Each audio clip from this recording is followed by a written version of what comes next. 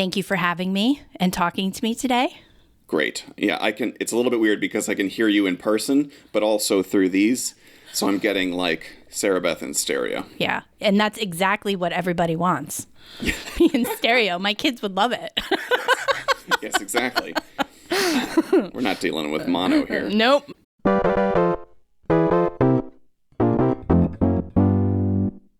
Hello, everybody, and welcome to episode 2 of The Flowdown, a Three Rivers podcast featuring monthly conversations with our students, faculty, and staff. My name is Andrew Marvin. I teach English at Three Rivers, and my guest today is Sarabeth Grant. Sarabeth is a part-time English professor, full-time dog mom, taxi for her kids, a stubborn 18th centuryist, and an infrequent crafter.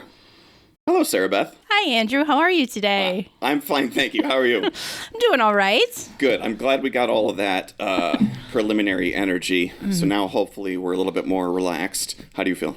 I feel good. I am now categorized by you with those lovely, nouns of who I am. The little passive voice there, because Yes. those were your I know.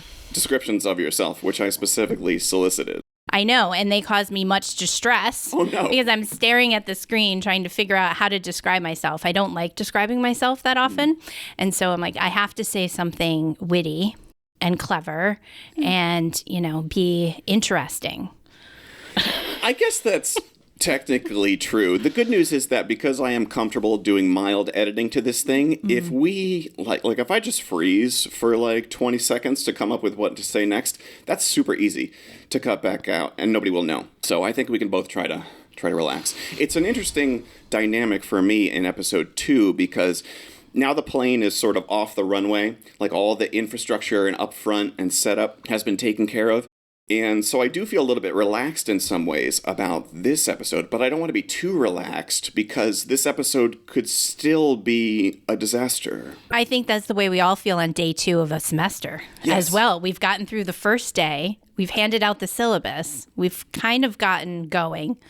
And then day 2 comes and you're still not sure if, the groundwork has been laid, if you know where you're going, if your students know where you're going. Yeah. Definitely. Yeah. And I feel like my anxiety is very much the anticipation of things and what could happen or might happen.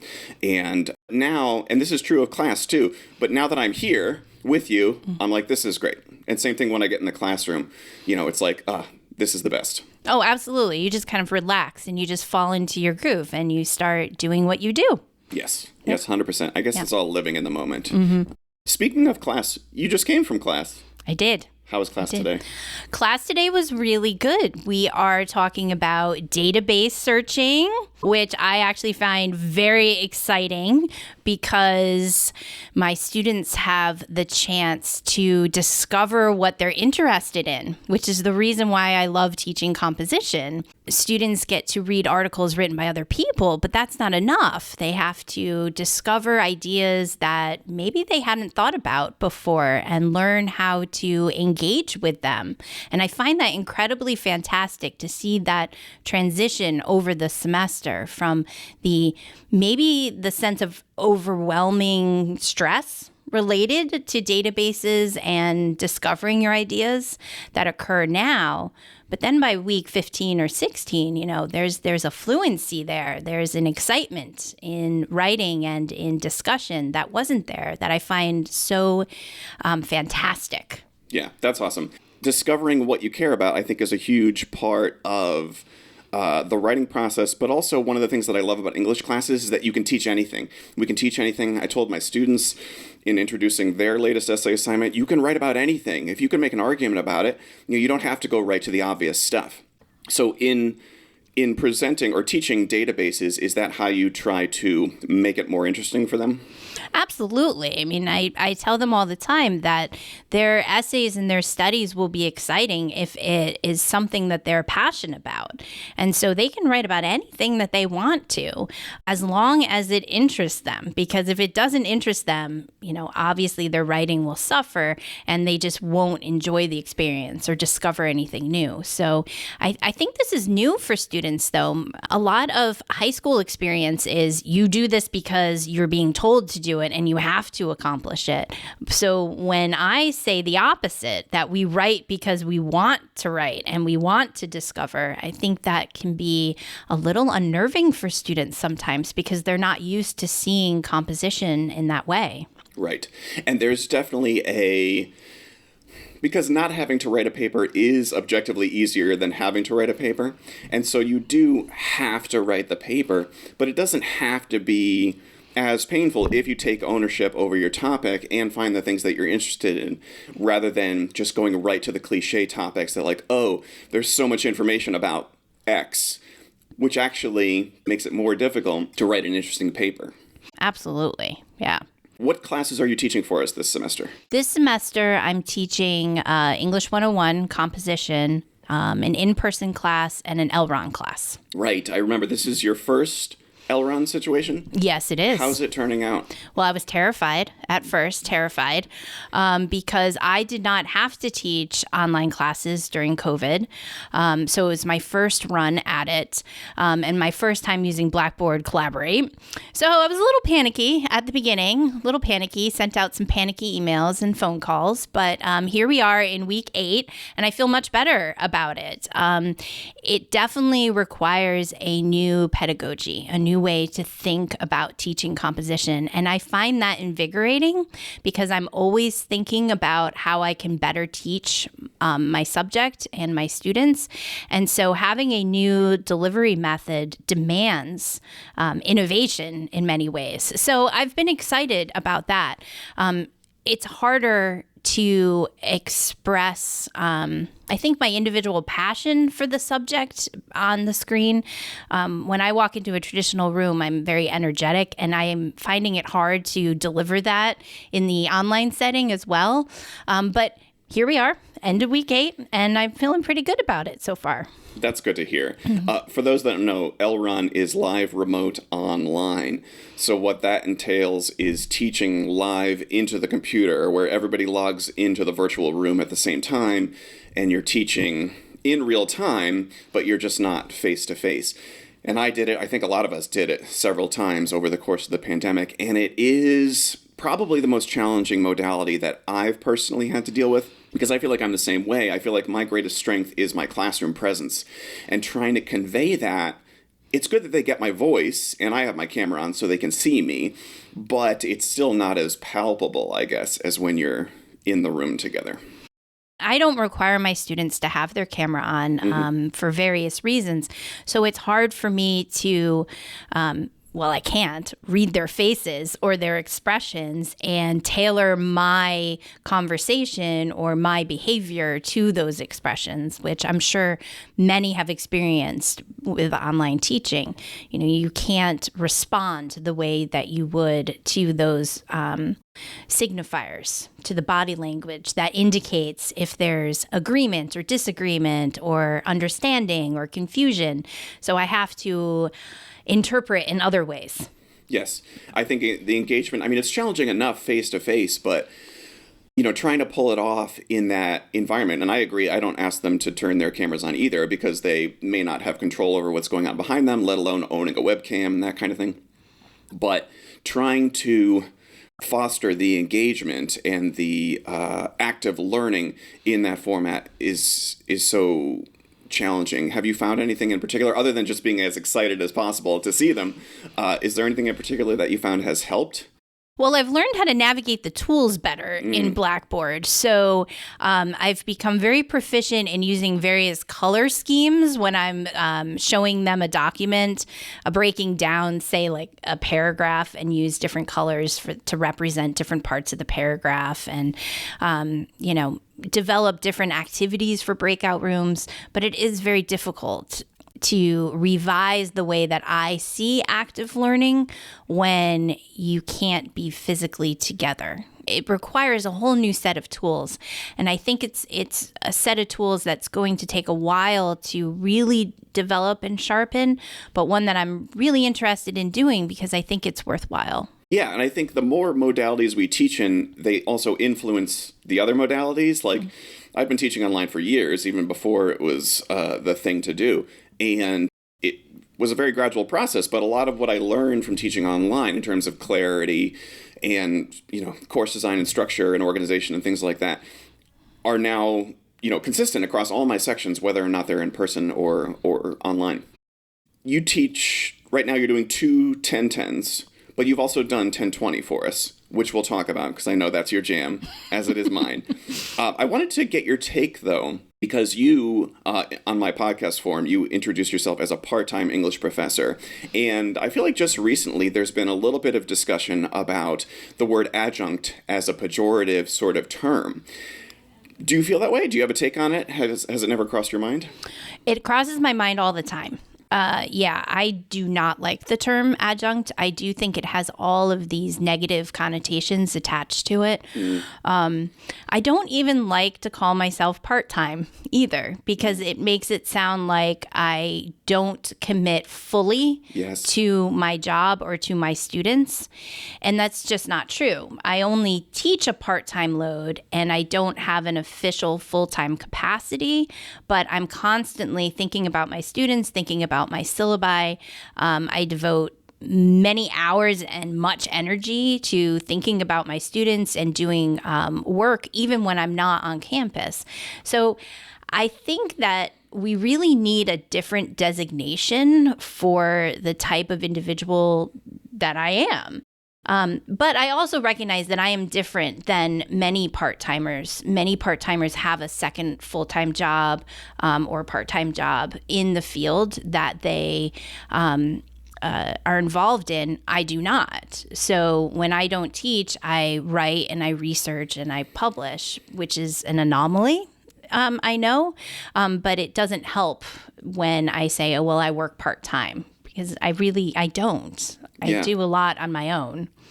I think that's a great argument to make in your favor, because having seen you teach and having worked with you in other contexts outside of this podcast, I know that you're not just an English teacher part-time. And I think that's true for all of us, particularly in the English discipline, that it really is part of the identity and how we see the world and move through the world. It's not just a 9 to 5. And so, even as you were describing that, I was thinking, the word part-time does feel inappropriate. Just because you're teaching 2 classes instead of 4 or 5 doesn't mean that you're not in English professor mode full-time. Yeah, it's awfully hard, especially, say, if I have to tell someone who's not in academia what I do for a living. And if they ask me, is it full-time or part-time? And I will say, well, it's part-time. And there's always that reaction from them of, oh, okay, it's just part-time. Right. What do you do with the rest of your day? Yeah. And I mentioned this with Shay last month, too, but even teaching 2 classes, whether you're teaching 2 or 5 or 1 over the summer, they will take as much time as you have for them. Absolutely. And I've always been the type of individual to give a lot to my classes, because I'm always trying to rethink them and experiment and offer new assignments or texts or situations. And so I would say that my teaching is my identity. And my research and my interest in English is just who I am. Yeah. And so it's diffused in many ways. And it's a reason why I really don't like the idea of being an adjunct, because it makes it sound as if I'm on the periphery of the profession, where I feel that I'm very much in the profession in my own way. Yeah. I think that's amazing. Thank you for expressing that, because it totally hits home for me, too. I looked up the word adjunct the other day when I was preparing for our conversation, and the definition was not in an academic context, but supplementary rather than essential, which is antithetical to the role that our adjuncts play, our part-time instructors play. Yeah, because if you were to ask my students, am I essential or supplementary, I would hope they would see that I am essential for their education. Yeah. Man, language. Yes. I don't know. Yes. I want to talk a little bit about your path leading to Three Rivers that led you, because this is, how many semesters have you been, or years have you been with us? This is my second year now. Second year, okay. So can you tell us a little bit about what led you to Three Rivers? Well, it's been a long journey and not a straight path, that's for sure. I always thought that I was going to be one of those individuals who had a nice, cushy tenure track job teaching 18th century British literature. So we're talking 100 years of British literature, and that's it. That was my goal in life. And that was what I was trained to do. So when I got my degree and I entered the world, it was quite a shock to find that not many people need an 18th centuryist, let alone a specialist in poetry. What? We don't need that? That's shocking to me. So I started teaching at the University of Hartford, where I taught composition and introduction to literature, just like I do here. And I stayed there for 4 years, and I found that I really love teaching freshmen. And I love teaching general education English classes because I get to watch students evolve from a high school mentality to a real collegiate academic relationship to literature and to writing. I love to see that transformation over the course of the semester, especially when it's surprising. Students who are really struggling at the beginning of the semester to understand academia, and then by week 15, they've got it. That was a surprise to me. I didn't expect that to happen because it wasn't related to my specific field of training. But in year 4, that's when COVID hit, and my position was eliminated because it was a part-time position. I was teaching 3-3 a year, but it was eliminated. So I got to spend the 2 years of COVID at home watching my own kids do online learning in elementary and middle school and sort of live vicariously through them, this awful experience that they had, and to see what worked for them and what didn't work for them. And then when they returned to school, I was able to return to work. And luckily, Three Rivers was looking for a supplemental instructor, and I filled those shoes. So I've been happily here since last fall teaching general education, which I find that I really love. Yeah, that's terrific. I think that one thing that I spend a lot of time thinking about, because people, when they find out that I have only a lowly master's degree, they often will inquire if I want to pursue the PhD, and I want to talk about your experience doing that as well. Part of me does really miss being a student and being in the classroom, and I feel like I could write some great papers now that I've been teaching how to write great papers for so long. But my understanding, and you can correct me if I'm wrong with this, but my understanding is that if we were at a 4-year research university, teaching would be a chunk of your responsibilities. But like you mentioned, you're also responsible to present at conferences and publish and research and that kind of thing. And I feel like, this was I was an adjunct for 2 years after graduate school before I managed to get a full-time spot here at Three Rivers. And I've always been super grateful for it, but particularly because the emphasis is so much on teaching. I don't have a huge compulsion to research. Not that there's anything wrong with that, obviously, but for the type of person that I am, teaching is definitely the thing I'm most passionate about. And, the pressure to publish and the pressure to do research and stuff is things that I'm happy to mostly not have to worry about. But you're super into research, and love of teaching aside, you must miss that to a certain degree and try to maintain it. I do. Well, I don't like the pressures of research, Sure. but I love the 18th century. And when I was in graduate school for my PhD, it was an R1 institution. And so all of the professors, their emphasis was on their research. So they had students like me teaching their sections for them. And this is something I tell my own kids as they're thinking about college choices is, do you want to be taught by the professor, or do you want to be taught by the teaching assistant instead?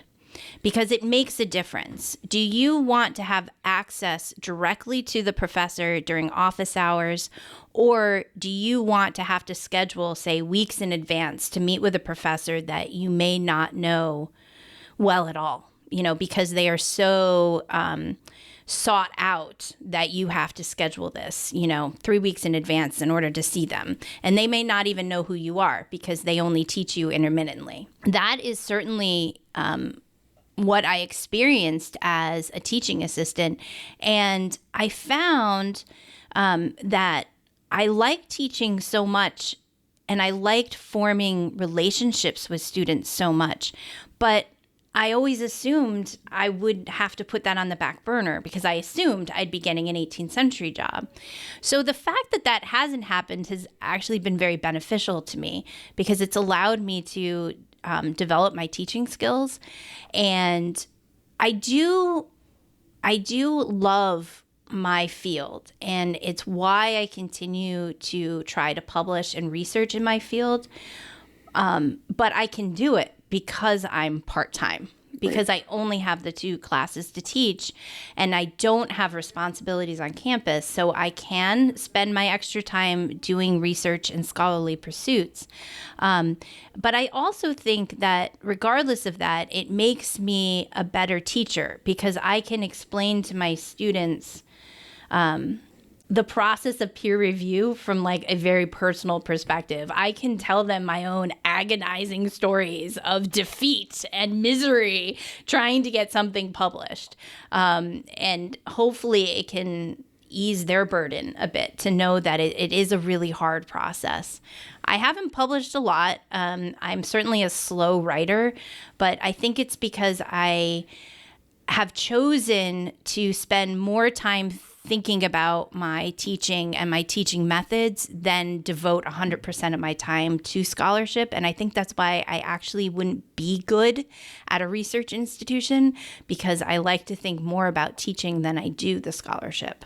Yeah, I'm the same way. I think that love of teaching is what keeps a lot of us at the community college level. And I feel like, I've said in conversations, I feel like I can do the most good here. I did a year as an adjunct. Sorry for using that word. Calling myself. I was an adjunct at Sacred Heart University, which is where I did my bachelor's degree, where I taught, I think, a couple sections of their freshman literature class. And it was really beneficial. I mean, great to be back on my old campus, but also just to see the difference in the student population between this, private Catholic 4-year university and the diversity that we enjoy here at Three Rivers. So, yeah, I mean, I do. Part of me does love the idea, the romanticism of pursuing the PhD, but I also feel like it's not essential for me to do what I want to do. And that's not to undermine your achievements, obviously, but it's just, I feel good about being here. Yeah, no, I completely agree with you. It is not for everybody.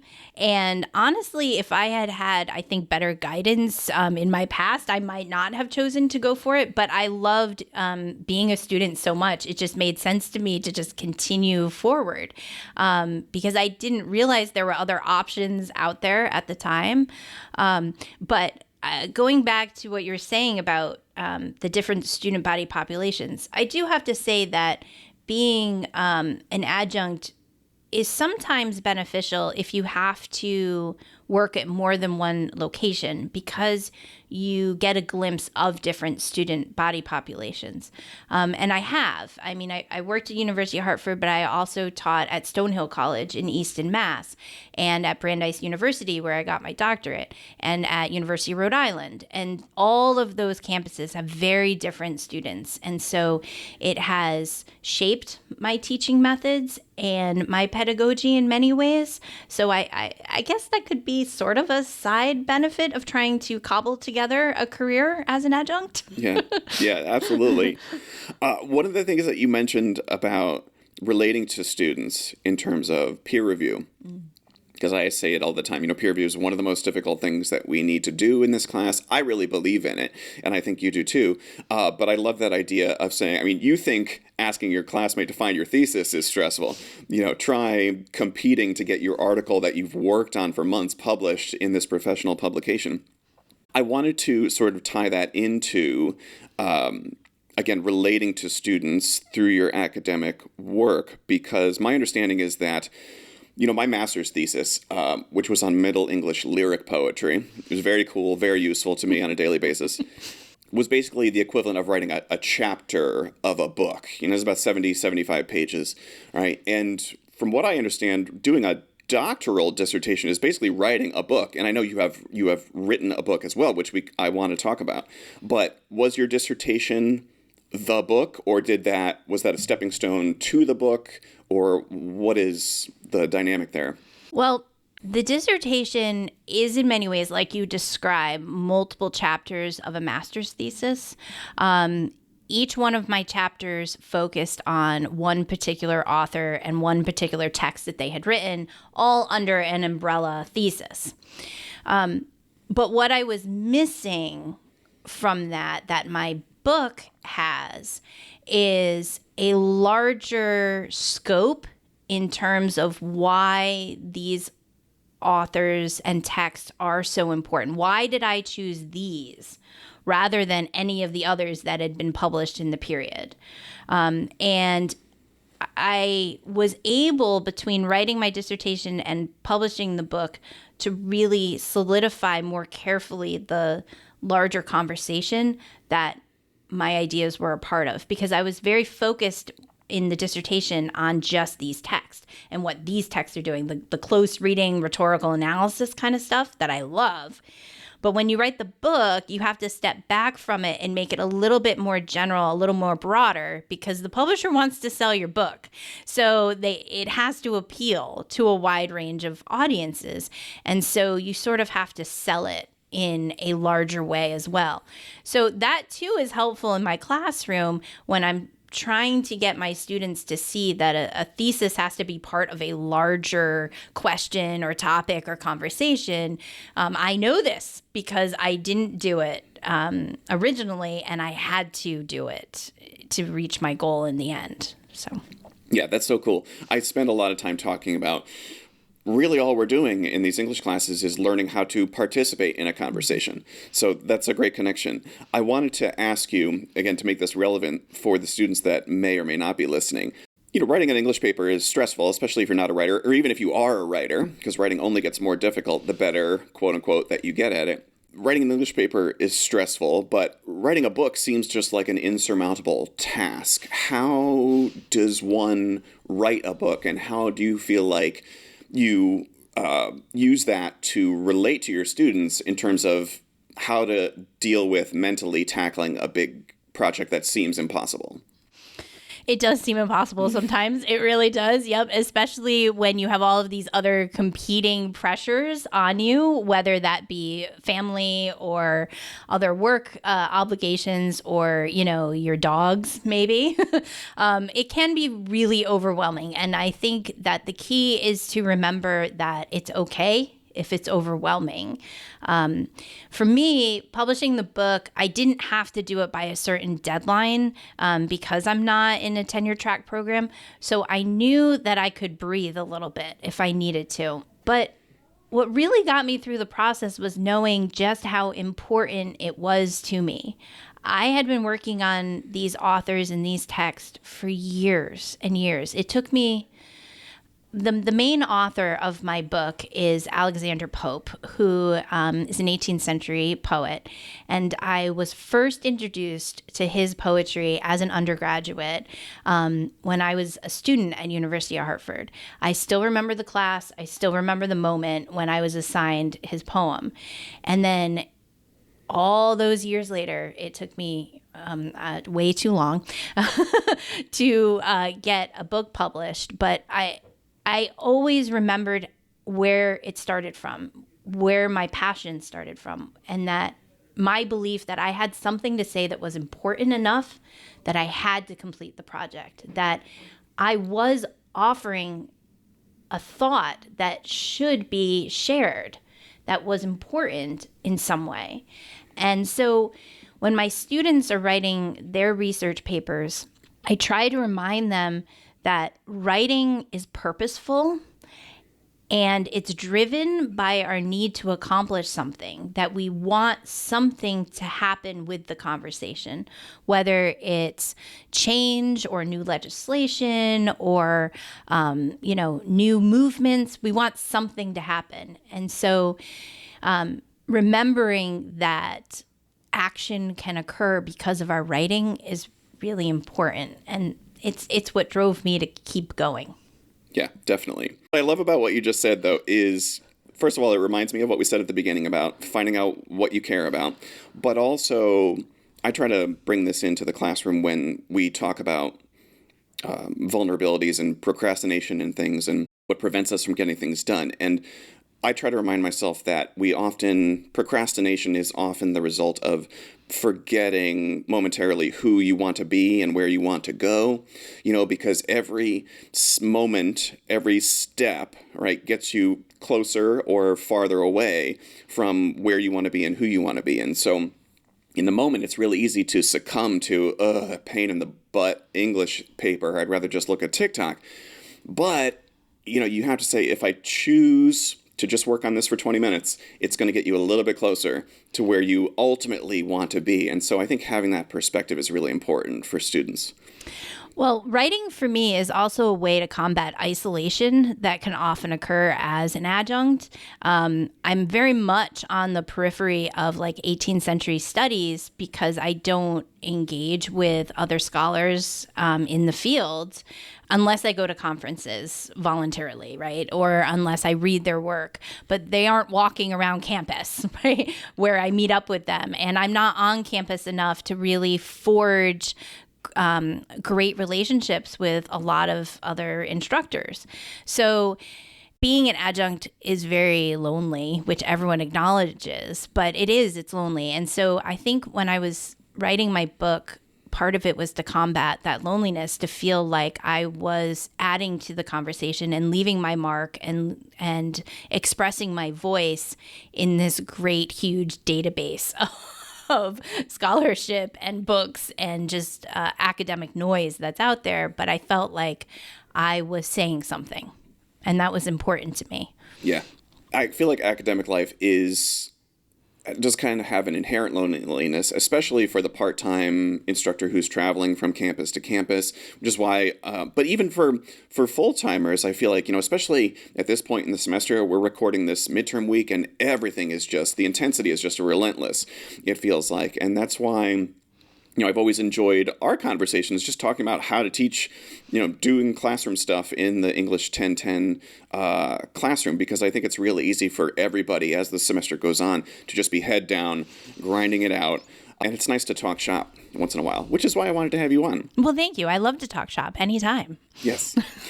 I do want to talk a little bit more about the 18th century in particular. I know you've touched on a little bit with Alexander Pope. What is it about the 18th century? So I have to remind myself, this is 1700s, right, which is super convenient, right? But what is it about that century that speaks to you more so than other centuries? So when I say that I am an 18th centuryist, I specifically have dates that bookend what I study and what I do. So I say that I am an 18th centuryist from roughly 1660 to 1832, which is a very specific time period, but it corresponds with certain events that happened in Britain in the time. And I laugh because I never get to talk about this at all. So thank you for letting me talk about it. That's what I'm here for. Why do I love the 18th century? Well, it's the time of the Enlightenment, and it's a time of great change that happened across Britain that really prefaced everything that happened in the American Revolution. So many new philosophies being developed, new inventions, new industries, such a great quantity of change. It's the century when the novel was born. The novel did not exist before this time period, and I love conveying that to my students in Introduction to Literature. There was a time when there were no novels and it was poetry or drama, and the look on their faces is just unbelievably awesome. The 18th century was worried and nervous about technology in the same way that we are, the same problems about human rights and justice systems occurring as we see now. It was really a period of great upheaval and change while looking towards the past for inspiration. And I think it really marks a change in the course of Western and European thought processes. And that's why I've gravitated towards it so much. That's fascinating to hear about the recurring cultural or societal feelings about fear of technology or, the nostalgia for the past. Do you feel like does that speak to we haven't made any progress, or does it speak to just some sort of inherent universal human motifs that we're just always going to be struggling with? For me, the primary connection is a question about what is our relationship to the past? How do we understand it? I love this question, and I talk about it all the time whenever I can. My kids are sick of it. How do we understand the past? Do we understand the past as dictated through the actions of specific heroic figures who are typically elite white men? Or do we understand the past as things that we can touch and hold, like artifacts, coins, sculpture, paintings? What is that relationship between the past and the present moment and how it's going to impact our future? I think these are long-standing questions that the 18th century really started to delve into. It was the time period when they first started to write a history of Britain, which had never been attempted before.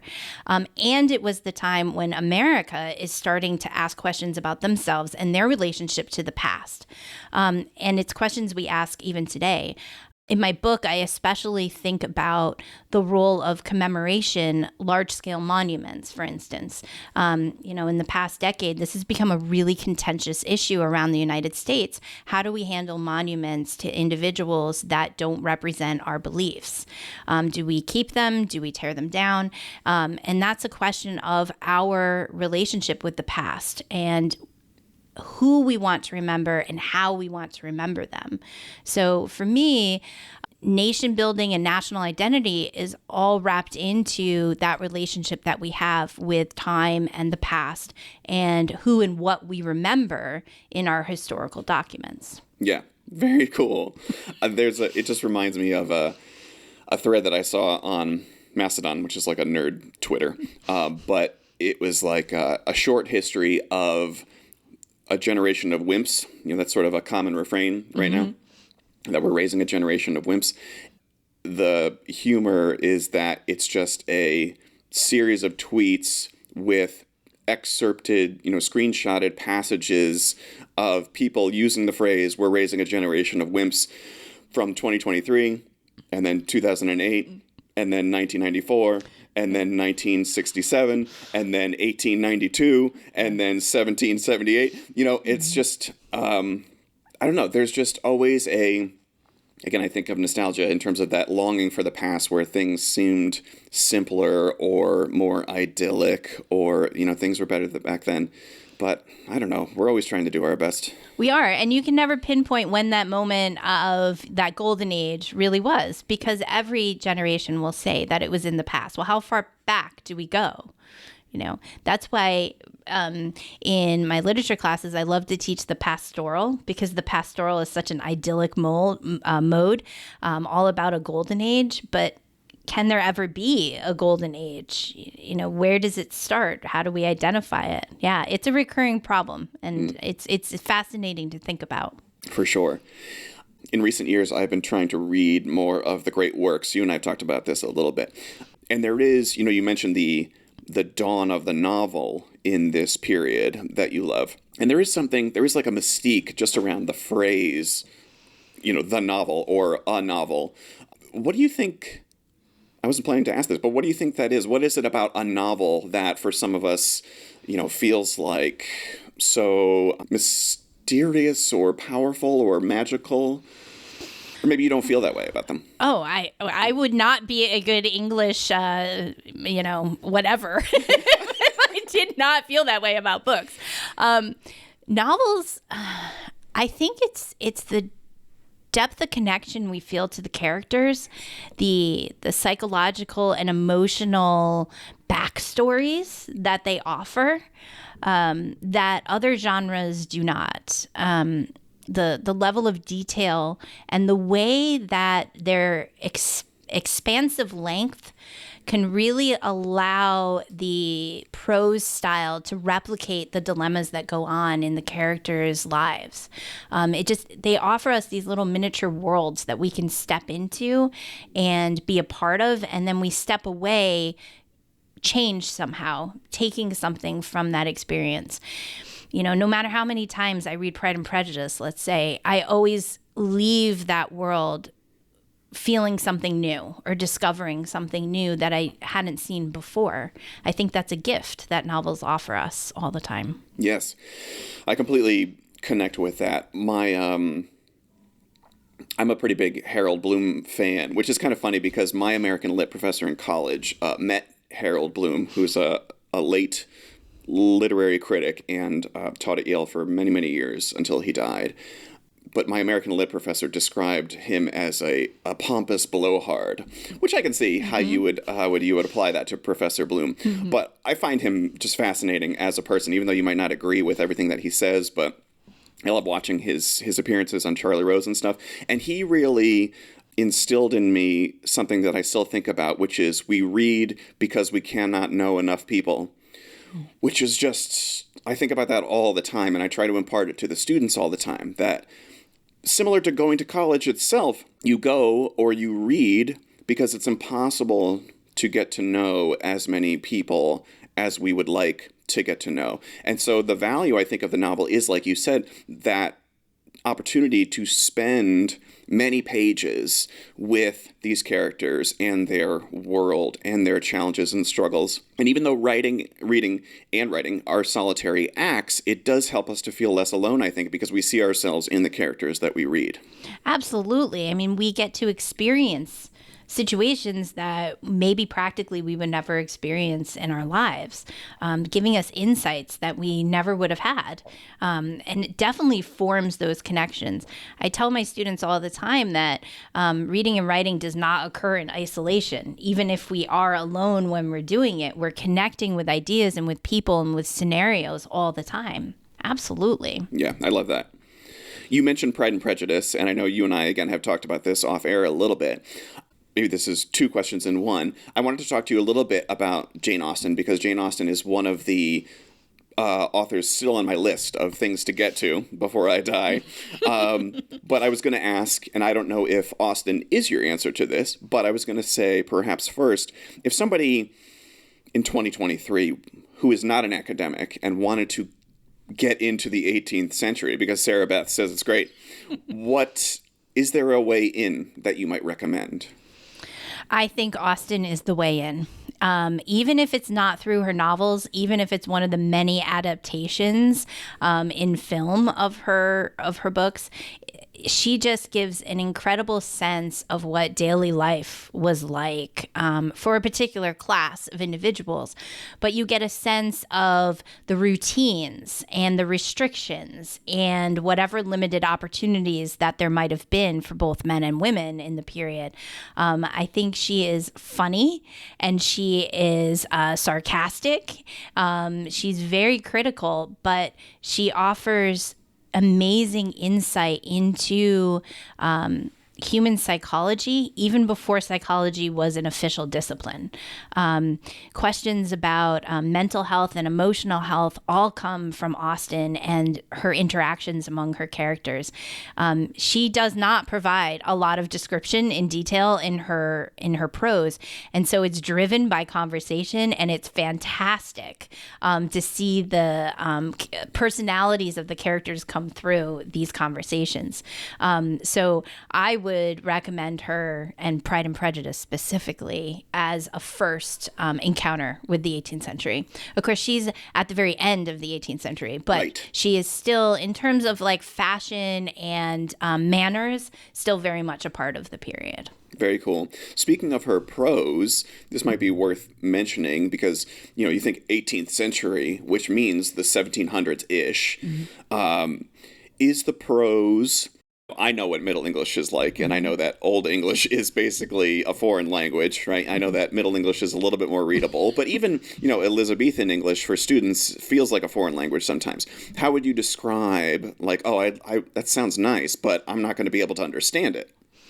I think in terms of 18th century novels, it's much more accessible. I think the poetry can be more difficult, but in terms of the prose, it's definitely not a struggle to understand it. What can be a struggle, though, is the fact that writers in the period didn't know what the novel was. They didn't realize they were starting a new genre because it had never existed before.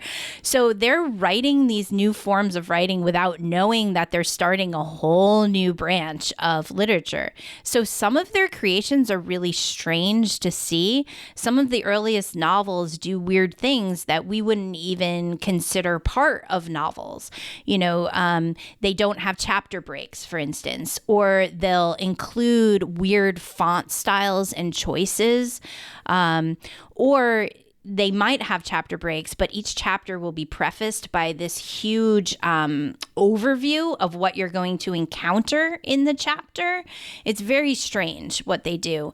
One novel, Tristram Shandy, for instance, an entire page of that novel is just black. It's just a black page because it's supposed to represent his comments on time at the moment.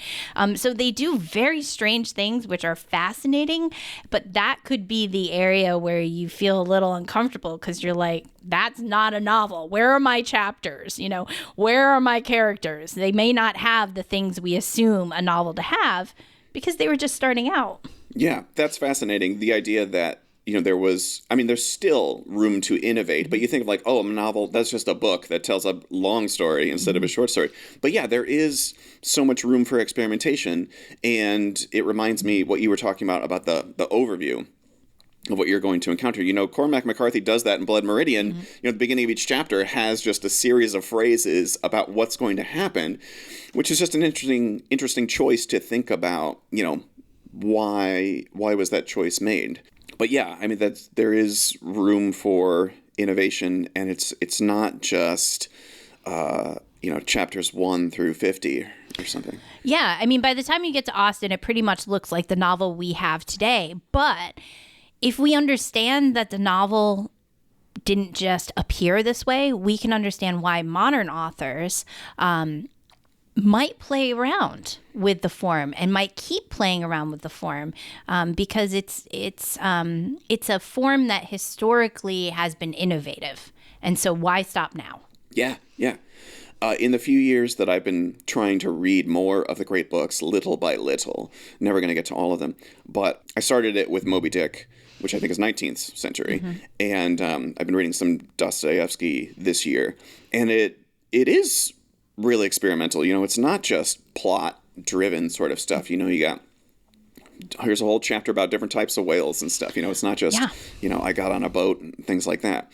There's another thing I wanted to say about that Bloom reminded me of, but I can't think of it. That happens all the time when I'm teaching. All of a sudden I'll just go out the window and then I have to regroup and pretend like I'm just, adjusting my thoughts to still appear that I'm on top of things. Right. And as a sidebar, just doing these couple of episodes so far here in season 1 of The Flowdown, the guest, you guys will say something that, I want to respond to that. I want to respond to that. And then you keep talking and, I want to respond to that. And it's like, trying to make the conversation sound organic when there's so many things to talk about because of the complexity of what we're all doing here on the planet. Yeah. Let's see. So do you feel like you've explained the nature of your book enough? Yeah. You feel good about that? Yeah. But if you want me to, keep going for another few hours, I definitely will. The book is called... It's called Exemplary England, Historical Inquiry, and Literary Recompense in Pope, Gray, and Richardson, who are my three main authors that I talk about. Yes. None of whom are Austen. No, they are not, because it is a book about poetry, primarily. Although I talk about Samuel Richardson's novel Clarissa, which is a novel, but I did not talk about Austen this time. That is my dream for a second book, is to write about Austen. So if I have the stamina and the will to do so, and access to resources and databases, then maybe I will. Excellent. Very good. Well, we started with databases. We could come full circle and conclude with databases. Nicely done. Thank you. Thank you. Before we go, I have to ask you if you have a recommendation for the listeners. This is a recurring segment on the Flowdown, which is where the guest brings something that you feel like we should all check out, whether it's a piece of media or a way of thinking or anything in between. So, Sarabeth, Dr. Grant herself, do you have a recommendation for the listeners? Well, besides going out and reading my book, of course. Obviously. So my recommendation is, because it is October and because I'm wearing my pumpkin necklace right now, my recommendation is that everybody should read The Legend of Sleepy Hollow, because it is an incredible short story and better than any of the TV or film adaptations that are out there. I absolutely love the short story. And if I was teaching Intro to Lit right now, I would assign it at this time of year because it is fantastic. That is a great recommendation. I didn't even recognize that as a short story when you first mentioned it. Who wrote Legend of Sleepy Hollow? Irving. Irving. Okay, yep, that sounds familiar. Yep. But what I love about it is the fact that he does such an amazing job of his writing style reflecting the sleepiness of Sleepy Hollow. When you read the sentences, you start to fall asleep, just like the inhabitants of Sleepy Hollow. And it's just terrific the way he does that. And who can deny the wonder of the Headless Horseman charging at you with a pumpkin head? Yes. It's incredible. I don't like scary things, but I think I'll read it. Yeah. Yeah. I love that idea, though, about form reflecting content. That's always one of my favorite things when that happens. Yeah, absolutely. We are reading Dracula right now via an email newsletter called Daily Dracula, which, I don't know if you know this, the novel Dracula comprises just a series of journal entries and news articles, each of which is dated, because it's, this character is diary entry, and then this character is news article or whatever. And so what this newsletter does is it sends you out the day's quote-unquote chapters in real time. So if in the novel, can't disclose today's date, but if there was something in the novel where a character wrote in their diary on this date, then you get an email with just that chapter, for lack of a better term. So it's a really accessible way, because if you keep up with your email, as we're all perfect at doing, you get a little bit of Dracula every day. That's fantastic. Yeah, it's really good. I think he does it every year. He just made it into a book. His first name is Matt, the guy that does it. I forget his last name. But yeah, just Google Daily Dracula. And you can get it in hardcover form, or I think you can sign up next year, because I think it runs... I forget when it started, but I know that the novel ends in November. So we're not sure how many more Daily Draculas we're going to have to read. But that's my Halloween reading recommendation. That's awesome. We should all have like a annual habit related to literature for Halloween, because there's so many good choices. Right. So many good choices. Too many things to read. And it's so, my wife and I are reading it. She's not an English professor, but we're having a blast. Like, what's going to happen? Like, what's going to happen to these people, our friends that we have been reading about for months now? I know, that have entered your email inbox. Yes. Exactly. Yeah. Exactly. Well, thank you so much, Sarabeth, for coming on the show. It's always a pleasure to talk to you, and I'm really grateful that you took the time to be here. Well, thank you. It was wonderful. I really enjoyed it. Thank you for having me. You're very welcome. And thank you to everybody for listening. If you enjoyed the show, please tell someone else to listen to it, and we will see you next time. I'm